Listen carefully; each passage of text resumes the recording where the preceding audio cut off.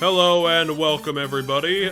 First thing we're going to do is that we are going to remind everybody that unfortunately for those who didn't watch the previous video, this one is going to be the final part of the Steam series as we have currently done it. We are going to be switching the indie games over to streams on YouTube. Currently, we are going to be trying to switch platforms and try to keep everything on one channel, but we certainly did pick a good game to finish the series with, Panzer Paladin. The game is technically a Metroidvania, which is why it ended up on my bursting at the seams list, but the game instead apes the classic style of old Mega Man down to the letter. This game comes to us from Tribute Games, which is a Steam studio that has a bit of experience to its name, but their track record is spotty to say the least. Even when I found this game sitting at a 7 out of 10 and then seeing its pixel art, I thought it was odd that it wasn't getting the good scores, it wasn't connecting with people.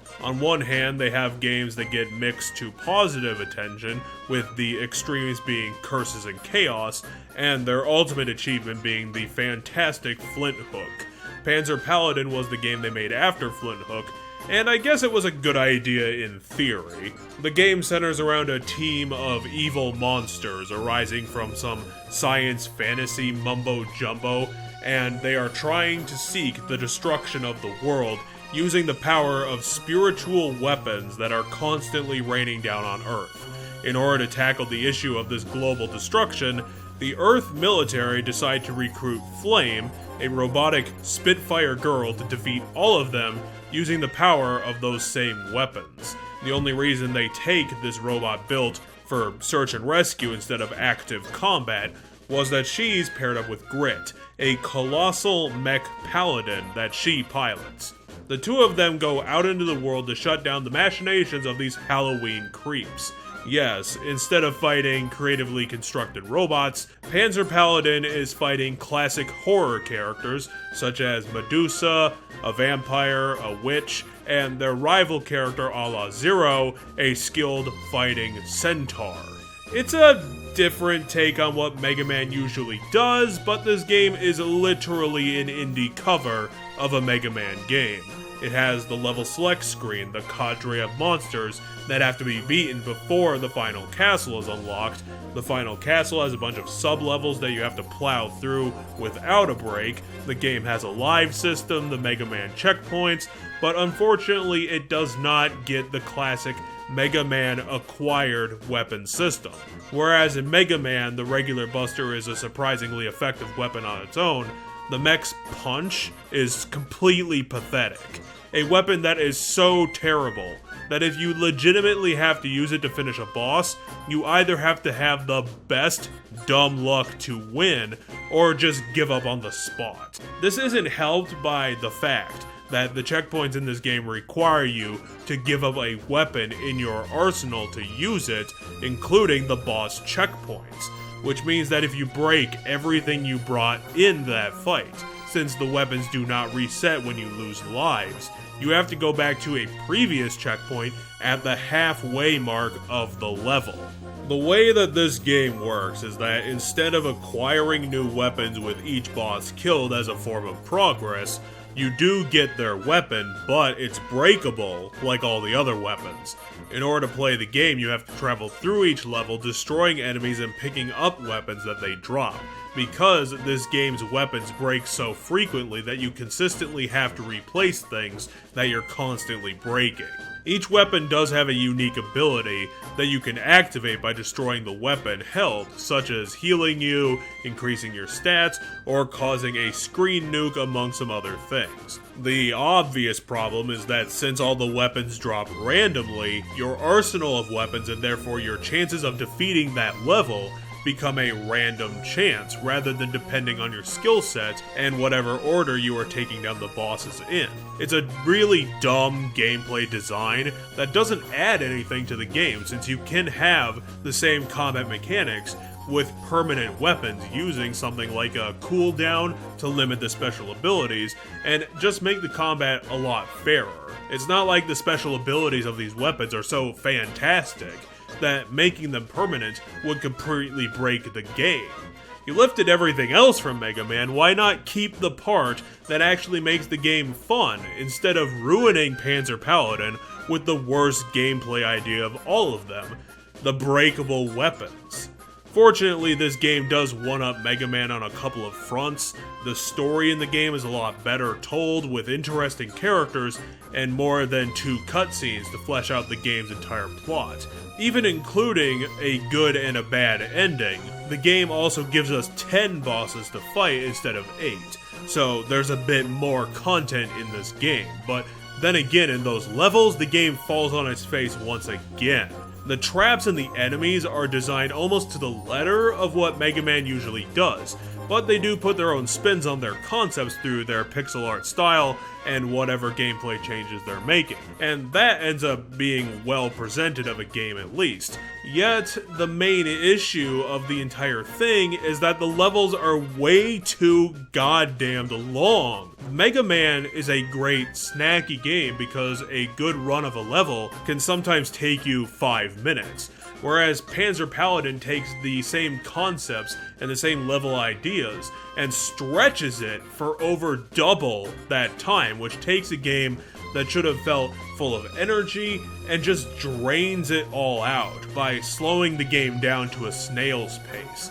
The player has to tackle way too many trials stuffed into one level, which runs into the temporary checkpoints and the checkpoint pacing issue that we talked about earlier. The other big problem is that the movement in this game is clunky and unresponsive. Piloting Grit around was a completely bad idea, since the mech walks so incredibly slowly. It has no run option, and the acrobatic character Flame is stupidly vulnerable to everything in the game. She has great range and a pretty decent weapon, but she also dies in about 2 hits from any enemy in the game. And on top of that, the game is full of instant death pits like classic Mega Man, but the mech has such awful movement that its jumps are inconsistent when you're doing the platforming, and you want to be Grit all the time in order to deal with the enemies in the middle of those instant death pits, because like I said, you don't have good combat options playing as Flame. It's just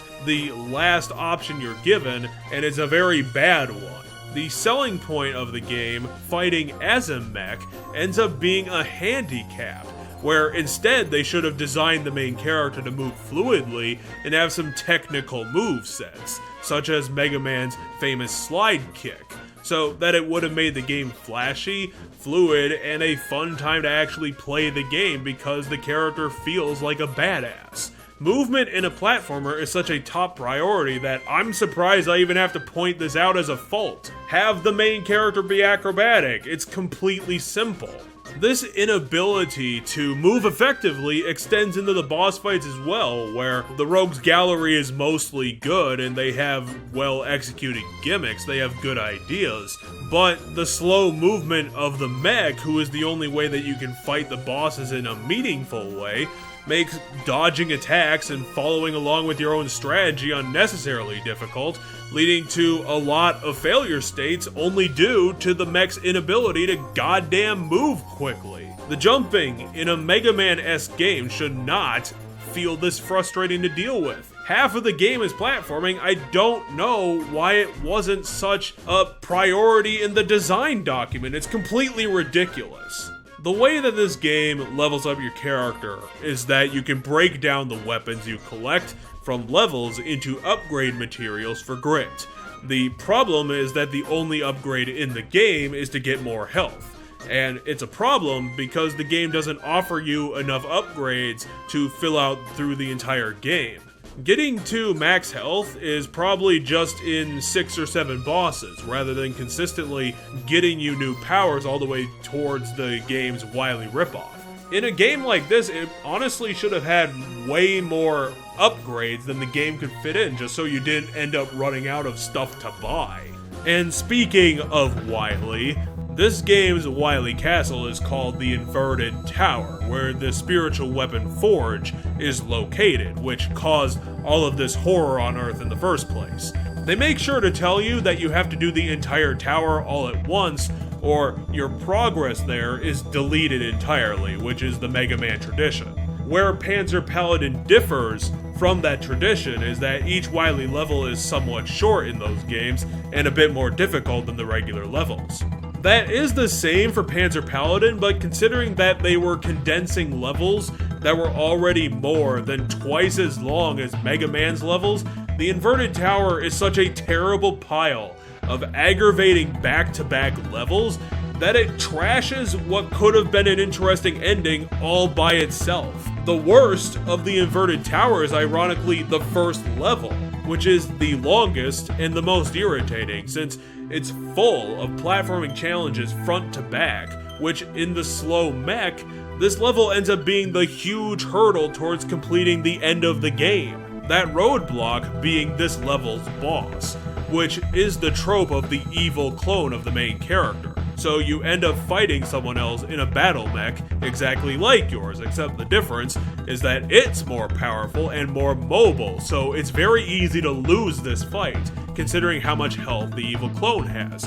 And if you lose, you have to again go through the checkpoints, one at the boss, where considering how difficult it is, it'll be very easy to break all those weapons, forcing you to the halfway mark, just consistently in a cycle of being incredibly frustrated. But in the end, if you do actually manage to defeat this boss, then you might end up thinking that the rest of the tower is like this level. Amazingly, it's not. The difficulty spike of the Inverted Tower was right at the start, the rest of it is fine. It's all still stupidly long, but at the very least it's playable. Surprisingly, the tower doesn't force us to refight all 10 of the game's bosses. That's the one thing that they didn't do in the tradition. But we do get to see our terrible Wily ripoff, which is especially bad, since you don't get to see who it is until the beginning of the Inverted Tower, and then you see him for a couple of scenes in the middle. We don't get any development with this character. And to make it even worse, it's the classic unexplained demon person who ends up being the one running the spiritual forge in order to sow all this chaos on Earth. So it's a completely one-dimensional character anyway, so why even bother having him in a cutscene in the first place? Honestly, if you just introduced him right at the start, I don't see this being a problem, because with the gameplay style it was going for, I don't think a lot of people would have moaned and groaned if the ultimate villain wasn't actually all that interesting. It could have helped a lot to have a more flowing story and some more developments, but I don't think it would have completely trashed the game. But doing it this way, it's just completely ruining it on both fronts rather than just having it on the one. And even then, when we do finally come up against this guy face to face, it's that classic two-phase ridiculous robot battle that combines a straight-up weapon combat phase with the more typical, this boss is so big that we have to climb him in order to punch him in the nose final battle. Panzer Paladin also ends on a really weird note because the thing that they did to try and make it unique wasn't telegraphed at all.